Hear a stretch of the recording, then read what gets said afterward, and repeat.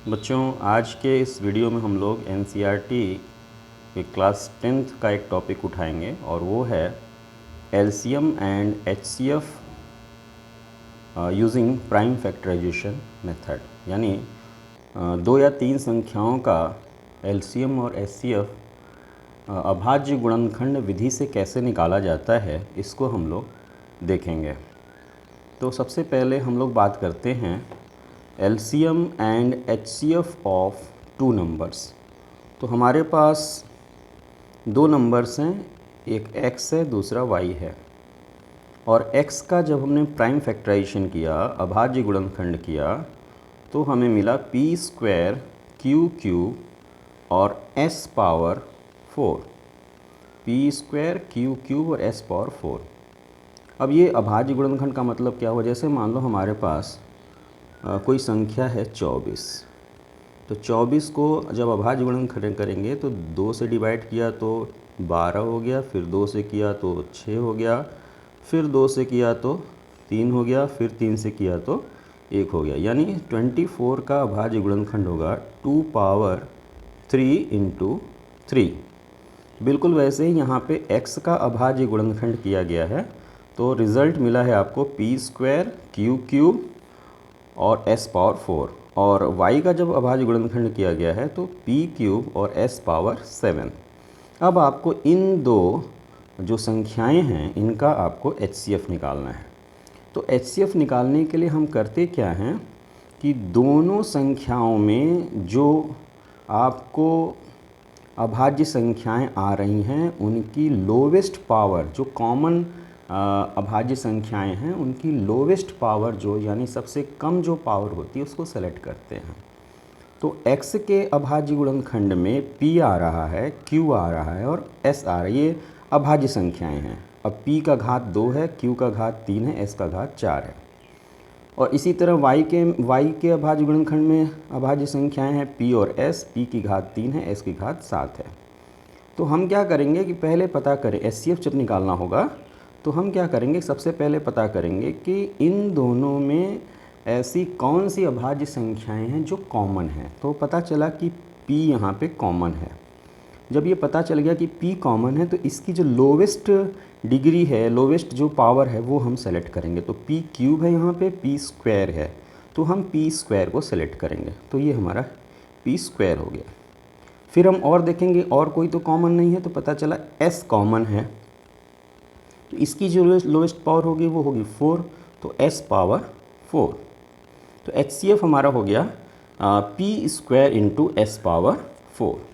बिल्कुल इसी तरह जब हम LCM निकालते हैं तो वहाँ पे दो काम करते हैं। पहले जो कॉमन है उसकी हाईएस्ट पावर लेते हैं, कॉमन की हाईएस्ट पावर लेते हैं, और फिर जो नॉन कॉमन अभाज्य संख्या है उसको लिख देते हैं, जैसे का तैसा लिख देते हैं। जैसे यहाँ पे जब LCM निकालना होगा, LCM निकालना होगा तो p चूँकि यहाँ पे कॉमन है, ये p कॉमन है तो इसकी हाईएस्ट पावर हो गई 3, p³ ले लेंगे यहाँ पे। बिल्कुल इसी तरह s कॉमन है, हाईएस्ट पावर है 7, तो s 7 ले लिया, और तो p और s हो गया। अब बाकी कौन सा बचा अभाज्य गुणनखंड? q। तो q को जैसे का तैसा, ये जो नॉन कॉमन रिज़ल्ट है बिल्कुल जैसे का तैसा इसको उतार देंगे। तो LCM हो जाएगा p³ s पावर 7 और q पावर 3। अब इसी का एक एग्जांपल मैं लेके चल रहा हूँ। जैसे हमारे पास दो संख्या हैं, एक है 180 और दूसरा है 4536। तो 4536 का जो गुणनखंड है वो है 2 पावर 3, 3 पावर 4 × 7, और 180 का गुणनखंड है 2 पावर 2, 3 पावर 2 और 5। ये है। अब आपको HCF निकालना है तो सबसे पहले पता करेंगे कि कॉमन क्या है। तो जो कॉमन है वो देख लिया हमने, 2 कॉमन है। अब इसकी लोवेस्ट पावर लेंगे, तो लोवेस्ट पावर हो गई 2, तो 2 पावर 2। अच्छा, फिर 3 कॉमन है तो 3², 3 पावर 4 2 है तो इसमें लोवेस्ट है 3 पावर 2, 3 पावर 2 ले लिया। अब ये हो गया 4 और ये हो गया 9, 36। HCF हो जाएगा 36। बिल्कुल इसी तरह जब LCM निकालना होगा तो LCM के लिए हम जो कॉमन है सबसे पहले वो देखेंगे और उसमें हाईएस्ट पावर लेंगे। तो हाईएस्ट पावर है 2 पावर 3 ले लिया। इसमें कॉमन है 3 कॉमन है यहाँ पे, तो हाईएस्ट पावर है 4, तो 3 पावर 4 ले लिया।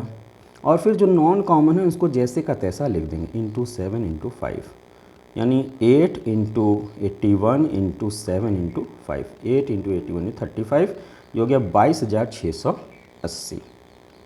तो ये बच्चों दो संख्याओं का किस तरह से हम एलसीएम और एचसीएफ निकालते हैं वो ये है।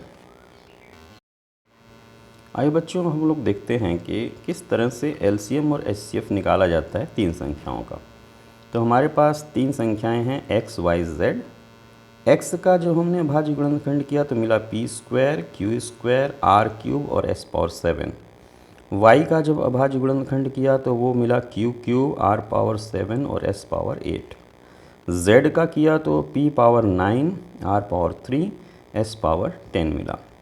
अब सवाल उठा कि हम इसका एचसीएफ और एलसीएम कैसे निकालेंगे। तो एचसीएफ निकालना इसका बहुत ही आसान है। इसमें हम देखते हैं कि कॉमन क्या है, तीनों में कॉमन क्या है। तो P यहाँ पे है, यहाँ पे नहीं है, यहाँ पे है, तो P को छोड़ देंगे। Q यहाँ है, यहाँ नहीं है, इसको छोड़ देंगे। R तीनों जगहों पे है, तो R जब तीनों जगहों पे है तो इसकी लोवेस्ट पावर हम लोग लेंगे, तो लोवेस्ट पावर 3 है, तो R पावर 3 ये रहा हमारा।